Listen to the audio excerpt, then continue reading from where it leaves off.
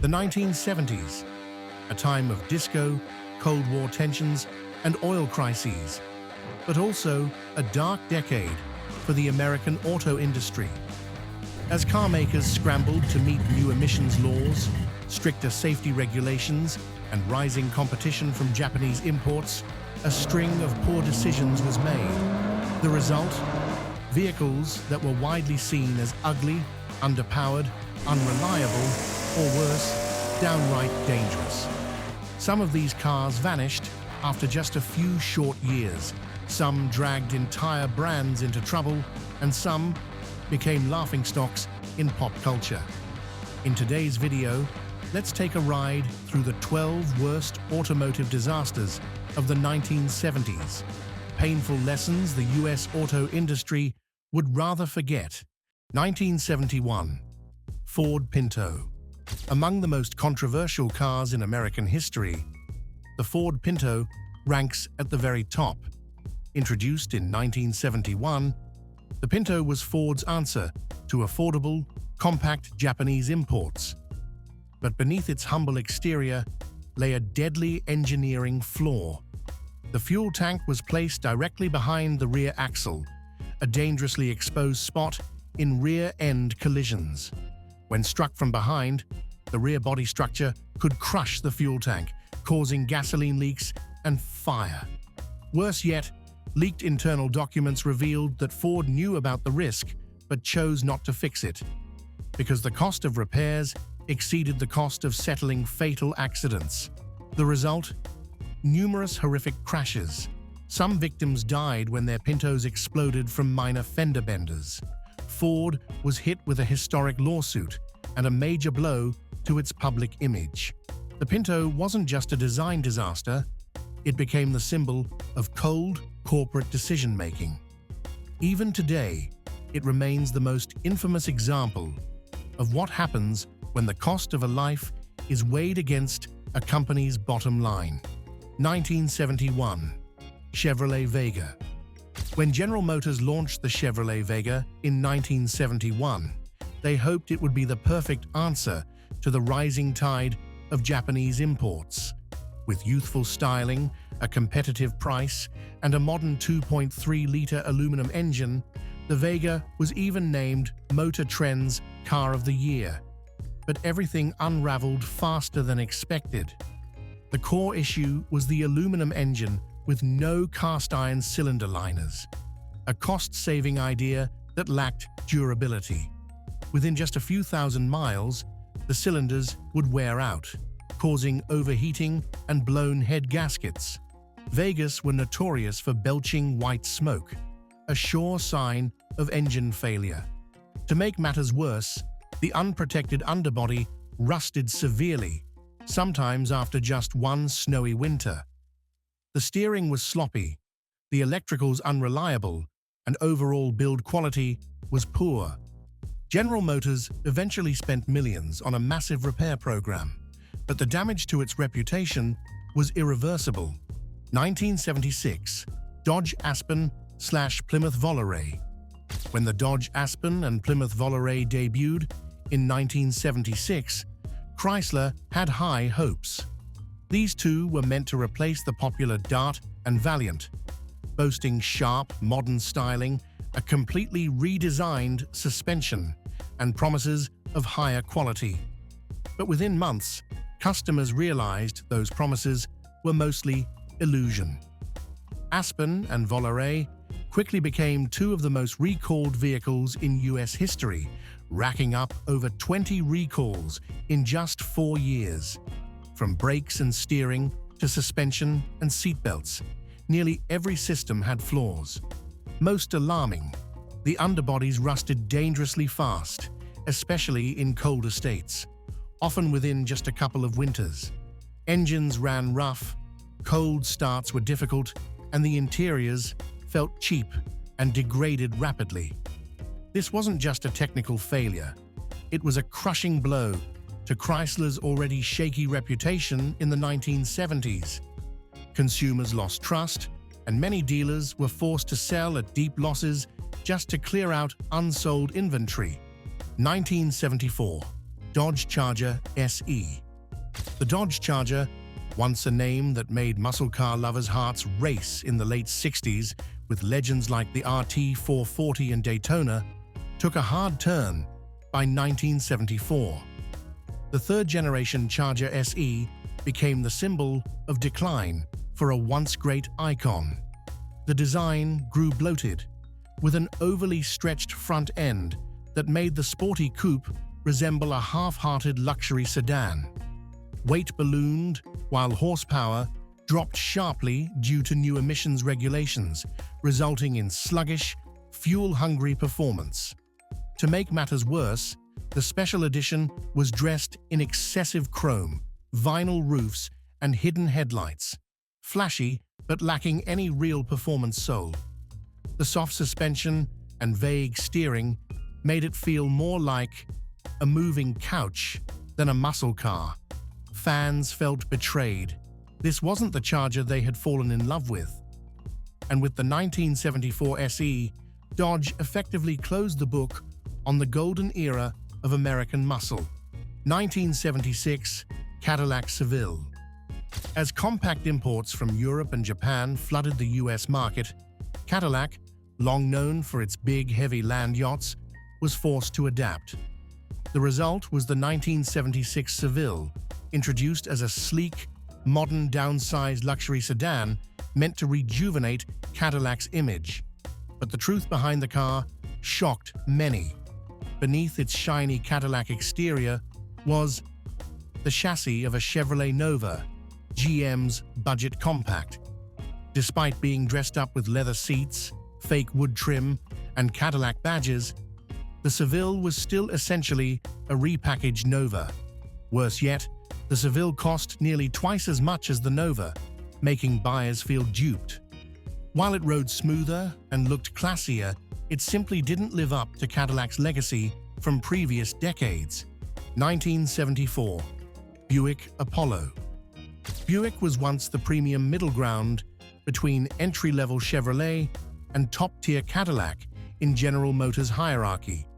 But by 1974, with the release of the Buick Apollo, things started to slip.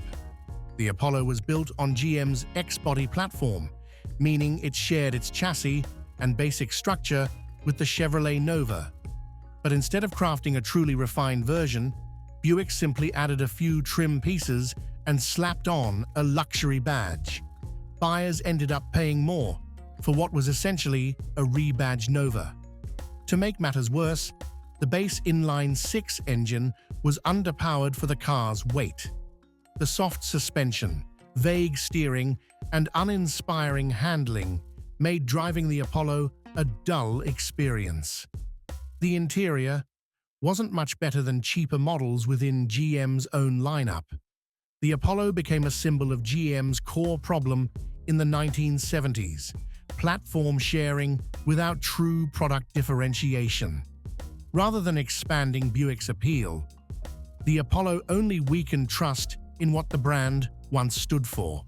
1978, Chevrolet Chevet. Released in the mid-1970s to combat the surge of compact imports from Japan and Europe, the Chevet was GM's attempt at building a cheap, fuel-efficient, accessible car. But in that pursuit, they sacrificed nearly everything else. The Chevet came with a tiny 1.4-liter or 1.6-liter engine, producing just around 60 horsepower, making highway driving feel like a test of patience. Acceleration was sluggish, the ride was noisy, and high-speed stability was questionable at best. Inside, the interior was stripped to the bare minimum. Thin seats, poor insulation, and cheap plastic dashboard trim. The suspension was bouncy, and build quality was wildly inconsistent. Each Chevet felt like it had its own personality, in the worst way. Although sales were decent due to the low price, the Chevet left behind no real legacy. It became a symbol of lazy engineering, proving that cheap doesn't always mean good value. 1979, Mercury Zephr. The Mercury Zephr, Its name suggested speed and innovation, but in reality, it became a clear example of stagnation and conservatism in the American auto industry of the late 1970s. Launched in 1978 to 1979, the Zephyr was built on Ford's new Fox body platform, a chassis with potential, yet Zephyr was the blandest execution of it. Boxy and outdated from the start, with a dull interior and a standard four-cylinder engine that struggled to move the mid-size sedan. Rather than truly competing with imports like the Honda Accord or Toyota Corona, the Zephyr embodied everything American buyers were trying to leave behind: sluggish performance, poor fuel economy, and uninspiring driving dynamics. Though a V8 option was available, it clashed with the growing fuel-conscious mindset of the era. Zephyr quickly faded into obscurity, not because it was terrible, but because it was utterly forgettable. 1973. Lincoln Continental Mark IV. Released in the midst of an oil crisis, the Mark IV was a luxury coupe, built like an aircraft carrier, nearly 19 feet long and weighing over 4,500 pounds. This car wasn't just large, it was flashy in every possible way. Massive chrome grille, faux vinyl roof, a raised fake spare tire hump on the trunk, and interiors drenched in velvet or thick leather. But behind that glamorous facade was a driving experience best left forgotten. It featured a 460 cubic inch V8 engine that barely managed 220 horsepower, struggling to move the behemoth. Acceleration was sluggish, handling was lazy, and fuel economy was abysmal, around 8 to 10 miles per gallon. To make matters worse, the suspension was so soft that the car leaned like a boat in corners. This was a vehicle built to be seen in, not to enjoy driving. The Lincoln Mark IV illustrated the luxury market's downfall in post-muscle car America, when length and shine mattered more than performance or substance. 1979. Chrysler Learon. By the late 1970s, Chrysler was teetering on the edge of financial collapse. To stay afloat, they launched the 1979 Learon as a lifeline in the compact luxury segment. But instead of a breakthrough model, Chrysler delivered something mediocre and outdated. The Learon was built on the Dodge Aspen platform, already infamous for multiple recalls.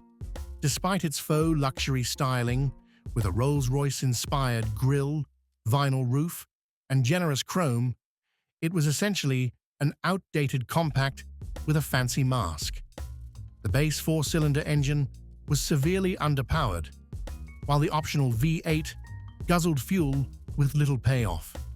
The electrical system was fragile, build quality poor, and the interior felt cheap, leading many buyers to feel they'd paid for a luxury car and got a dud.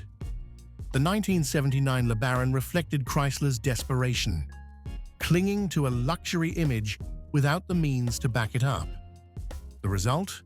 A car quickly forgotten, remembered only for the disappointment it left behind. 1977. Pontiac Phoenix. Pontiac Phoenix, the name suggests power and rebirth. But in reality, it became one of General Motors' most forgettable disasters. Launched in 1977 to replace the Ventura, the Phoenix was built on the X-body platform, sharing its underpinnings with the Chevy Citation and other budget mid-size cars. But the problem wasn't just the platform. Everything about this car was wrong. Build quality was atrocious. Doors sagged, window seals peeled off within months, and the dashboard shook violently over potholes. The rear brakes locked unevenly, causing sideways skids, a serious safety flaw. The engine was underpowered, the electronic ignition unreliable, and the automatic transmission jerked during shifts. Owners described Phoenix as a brand new car that felt 10 years old. Worse still, electrical faults caused interior fires, prompting multiple recalls. Though named after the mythical bird of rebirth, the Pontiac Phoenix served more as a warning sign of the brand's future demise. 1979, Oldsmobile Cutless diesel. In an effort to jump on the fuel efficiency trend after the oil crisis, General Motors made a bold and disastrous decision, converting a gasoline V8 into a diesel engine without redesigning it properly. The result was the 1979 Oldsmobile Cutless diesel, a mechanical nightmare disguised in elegant sheet metal. At first glance, it looked like a classy upscale coupe, but under the hood was a 5.7-liter diesel engine converted hastily from a gas block, with no reinforced crankshaft and inadequate compression adjustments. The result? Frequent crankshaft failures, piston ring seizures, hard starts in cold weather, and a tendency to stall anytime. Customers felt betrayed.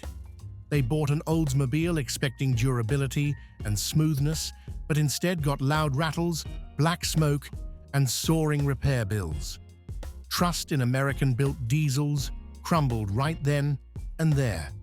The 1970s were a turbulent era, and the cars on today's list are a testament to how lost the American auto industry became.